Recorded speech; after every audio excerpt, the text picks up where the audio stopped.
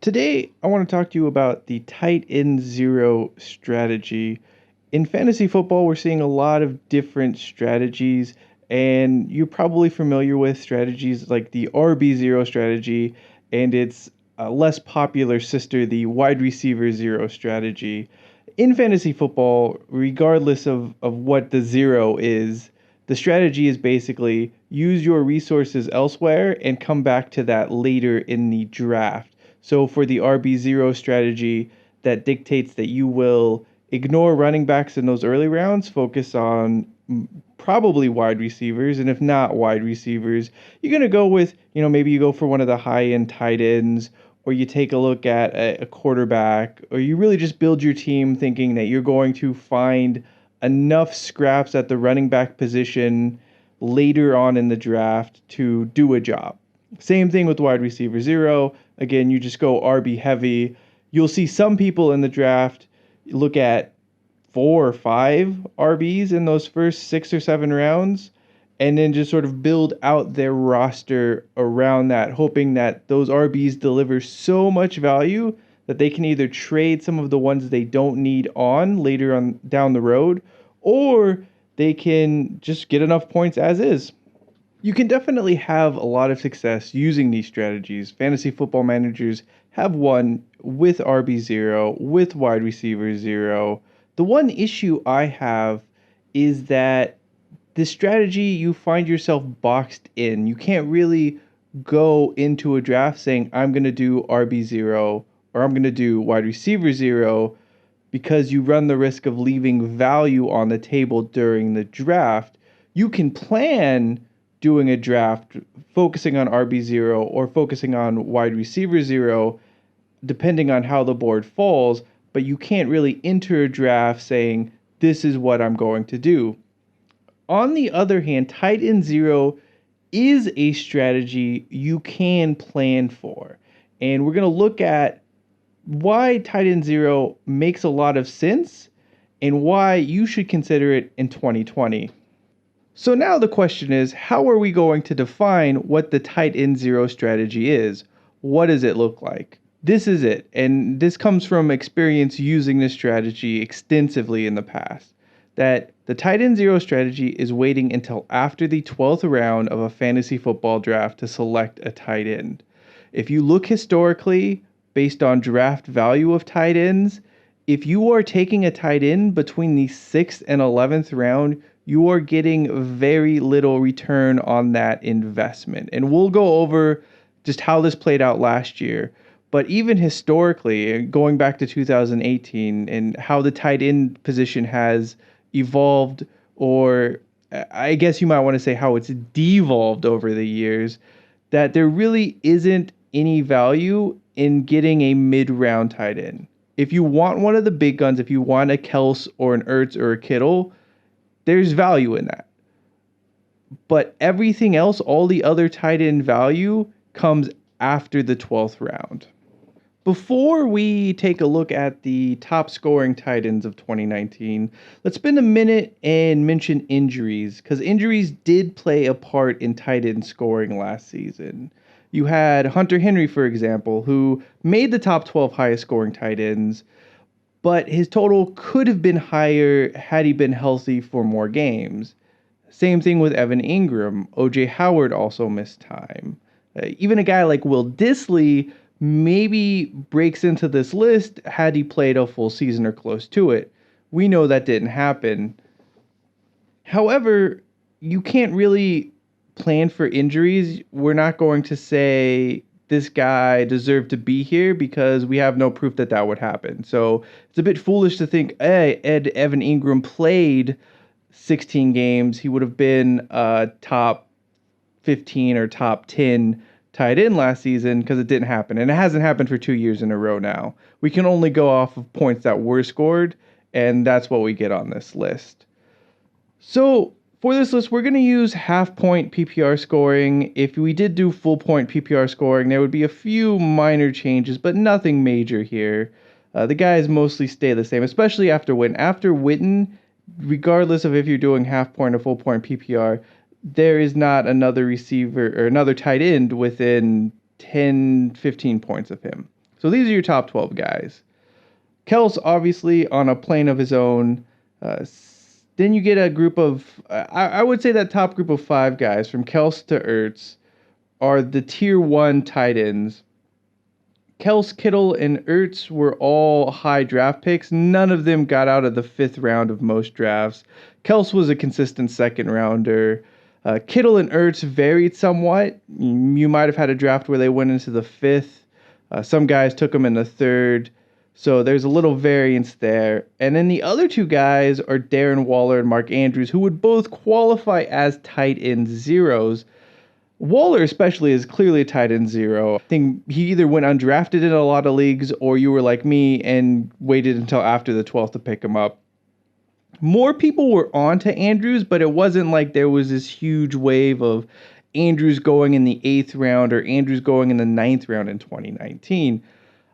For the most part, I think Andrews went after the 10th in a lot of drafts, and I think in most of those drafts he went after the 12th. So he does qualify for as a tight end 0, although he is a borderline pick there because you could see some guys, taking him in the 10th or the 11th.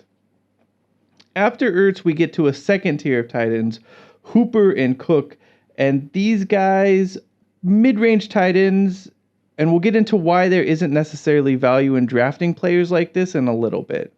The rest of the list, there's sort of another tier that I'm going to group these last guys in, that they sort of just, even though the point variance is about 15 between Higbee and Witten, they're all sort of just low-end guys. Most of these guys were free agents for various parts of the season. They could have been picked up on the waiver wire, except Hunter Henry. And even then, because of the injury in some leagues, you might have been able to pick him up on waivers. So really, the thing about this list that you probably notice is that of these top 12 tight ends, there are 6 of whom that were drafted and 6 of whom who would qualify as tight end 0. The guys that are drafted are who you would expect. There were a lot of guys taken in those mid rounds who offered fantasy managers next to no value in 2019. So let's take a look at some of the mid round tight end bust. If we take a look in the 5th to 7th round, that's where O.J. Howard went a lot of times, and that's where Evan Ingram went a lot of times. To me, O.J. Howard is a guy you should not touch anymore. Even with Tom Brady in Tampa Bay, he always ends up going way too high. He burned managers for the 2nd year in a row who somehow were convinced that he would provide 5th or 6th round value. And when you look at the other players you could have drafted had you waited on a tight end, we're talking Kenny Golladay, Mark Ingram, Jarvis Landry. These are guys who you can significantly build around. You can get value from. All would have been much better picks than Howard or Ingram in that range. Looking at the 7th round to the 9th round, most common picks here were Vance McDonald and David Njoku, 2 total bust. Vance McDonald, people will try to claim that Vance McDonald was hurt by Ben Roethlisberger getting injured. I don't necessarily see that. Historically, Steelers tight ends do not perform. Vance McDonald, I believe, got injured in 2019 as well, so that dropped his value as well. But he was not worth a pick in this round. Njoku, likewise, a guy with a ton of talent, somehow is a siren where fantasy managers are drawn to his athletic ability and things that don't matter, like breakout age and all of this stuff that has never translated to a football field, and they overdrafted him. When you look at 7th to 9th round, when you could have drafted a Lamar Jackson or a Cooper Kupp or a Miles Sanders, and there are a few other players in that range that just provided a lot more value than McDonald or Njoku did. Now in 7th and 9th, you could have maybe gotten Jared Cook and you could have gotten Hunter Henry, but you have to ask yourself, looking at the bigger picture, are those 2 guys even giving you enough value to justify taking them there? When we get towards the latter part of the draft, this is a stage where I think a lot of fantasy managers begin to panic because they see the hole in the tight end in their roster and they want to act. They don't want to keep building on their bench. The problem with that is that you're getting no value in drafting a tight end in the 9th, the 10th, and 11th round. And while the other players you may be taking aren't great, they still have the lottery ticket aspect to them, to where if they hit, you're going to be able to do things with it later on that would be better than having at best a low end tight end one for the season. So in ninth and 11th round, Delaney Walker was the guy who went commonly. Other guys you see taken in this frame, and I think it depends a lot on your draft, who you had in your draft and who they liked. But in that range, guys like T.J. Hawkinson, Trey Burton, Eric Ebron, these were all sort of guys who went before the 12th round in some fantasy drafts. And I think in some fantasy drafts, you also saw them going later than this.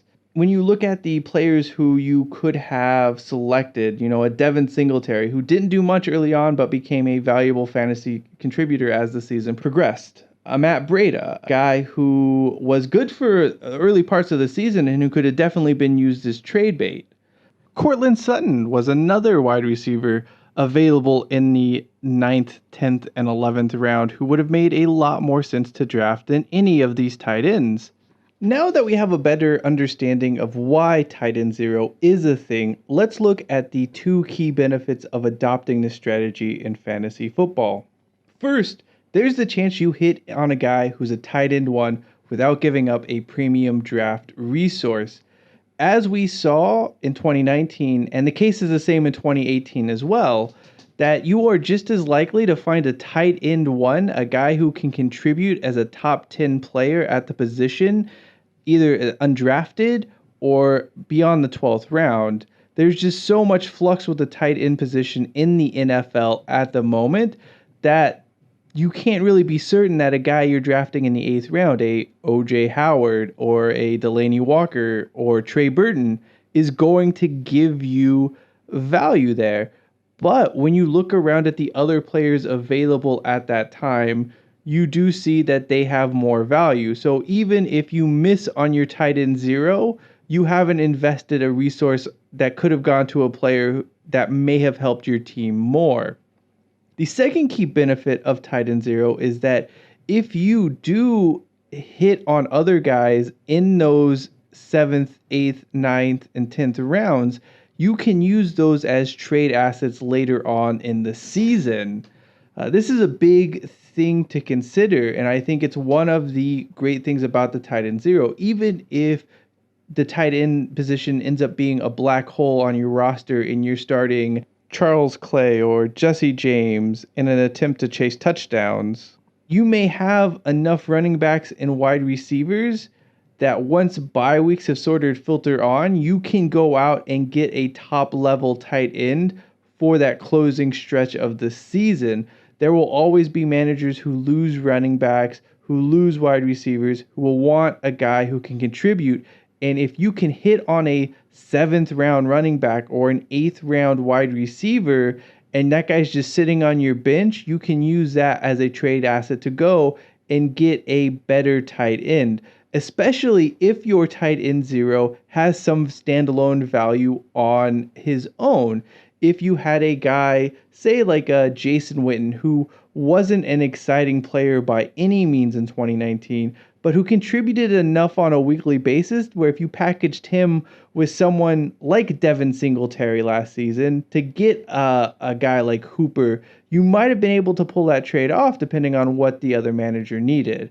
So I think that's why you want to go tight end zero here, is that either you're going to hopefully find a tight end one, a guy who is a top 10 tight end, or you can at least acquire one later on in the season. Of course, there are a few downsides to implementing the tight end zero strategy. It's not as easy as just neglecting a position in the draft until after the 12th round and hoping something hits or you find enough points elsewhere on your roster. The first thing you're going to want to make sure you're careful about is jumping on or off a player's bandwagon too soon or at the wrong time. Take TJ Hawkinson in 2019, for example. A lot of tight end zero managers were probably super excited by that week 1 performance against the Cardinals, burned an early waiver claim or burned an FAAB bid on him and got burned hard when he failed to produce. You have to temper your expectations when adopting tight end zero. You have to have a long leash, but at the same time, and this sounds almost counterintuitive, you can't be afraid to give up on a guy who's just not producing. There have been fantasy football managers who kept thinking Charles Clay is going to give them something, and they'll trot out Charles Clay, who hasn't been a viable fantasy football tight end since 2017, but we're willing to give him a go just because of past production. So you want to monitor who's available. You want to monitor who you have. You do want to look for things like matchups. Last year we saw the Cardinals being unable to defend the tight end position. So when you're making moves with a tight end zero strategy, you may want to plan 2 or 3 weeks ahead and be looking for those matchups further on down the road and get those players on your roster sooner instead of having to fight for them on waivers. The other thing is just starting dart throws, and this is something that it's a negative. I don't want to say it's too much of a negative, but you just might end up chasing touchdown dart throws throughout the season until you can pull off a trade to get a good tight end in. That's sort of the nature of tight end zero. All of this being said, I am a firm believer in the tight end zero strategy. It just makes too much sense unless you're going to invest in a Kittle or an Ertz or a Kels. There is just no players that you can say are worthy of a pick between rounds 5 and 12 at the tight end position. Maybe you'll talk yourself into someone this year, and by all means do it. I think as a tight end zero practitioner, I am happy to see managers invest valuable draft capital on players who are not going to generate a good return on that investment. I think if we look at some of the early 2020 ADPs, and yes, it's only June and these will shift, but you're already seeing managers value mid-round tight ends too highly. Right now, you have Hunter Henry as a 6th, 7th rounder. Higbee and Cook are 7th and 8th rounders. You've got Austin Hooper, Evan Ingram, and Rob Gronkowski, ADP 8th, 9th round. History tells us that half of these players are going to finish outside of the top 10 of tight end scoring next year. So why even burn your pick on one of them there when you could look at a running back or you can go a wide receiver and you don't know if that player is going to hit, of course. But let's say one of these guys, let's say a tight end you draft in the 8th round hits. Let's say Evan Ingram is tight end 6. The difference in scoring between tight end 6 and tight end 12 may be 40 points at best. But if we look at the running backs you can draft in the 8th round, you'll see guys who have a lot more value. At around the same spot of Evan Ingram's ADP, you could also take Kareem Hunt or DeAndre Swift or Damian Williams. All guys who are in what look to be timeshare scenarios, but also offer true RB1 upside. Now, if we look at the 12th round and the running backs going there, you're getting a true handcuff, a J.K. Dobbins, a Keyshawn Vaughn, Rashad Penny, Tony Pollard. All of these guys also have RB1 upside, but they need a lot more to happen in order to achieve it. There are scenarios where Damian Williams just goes in and wins the job flat out. There's no way Tony Pollard is taking that job from Zeke. As I mentioned earlier, not only does this player have possible trade value down the line, assuming that they're producing, it can give your team an insurance policy should one of your early round picks get hurt. You would probably feel far more comfortable inserting Kareem Hunt into your lineup knowing that he's going to at least get 10 touches a game than you would be having to play Tony Pollard or some other schmeck from the waiver wire you're desperate to get points from. There's one last piece of advice I will share with you about the tight end zero strategy. That is, you have to have the fortitude, the cojones while you're drafting to see it through. For many fantasy football managers, they will see that tight end slot in their roster empty and feel compelled to draft someone in the 8th round, in the 9th round, out of habit, out of some sense of unfulfillment. Don't do it. If you are going tight end zero, you have to resist that urge. Because while you can talk yourself into, oh, hey, Rob Gronkowski, he used to be good, or Hayden Hurst, I'm sure he's going to get Austin Hooper's volume. Yeah, maybe.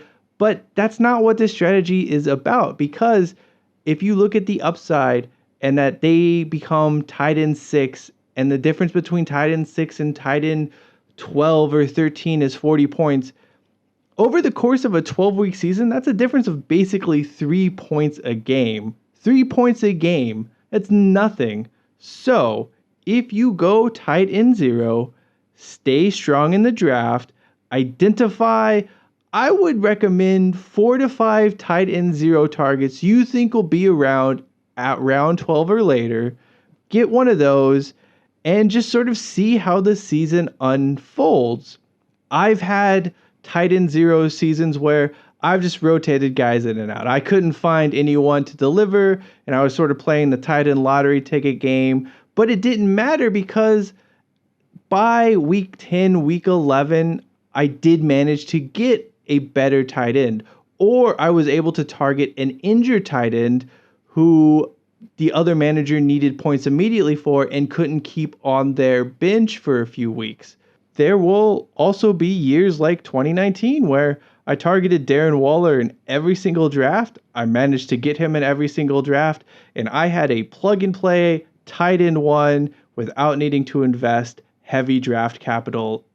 At the end of the day, tight end zero is all about hoping for the best, preparing for the worst, and letting it ride as the season progresses. That does it for this look at the tight end zero strategy. We will have a special video up next week on 5 tight end zero targets to look for in the draft in 2020. That basically means you're going to need to like this video, subscribe to the Touchback YouTube channel, visit thetouchback.com for more great articles and information, and as always, take it out to the 25.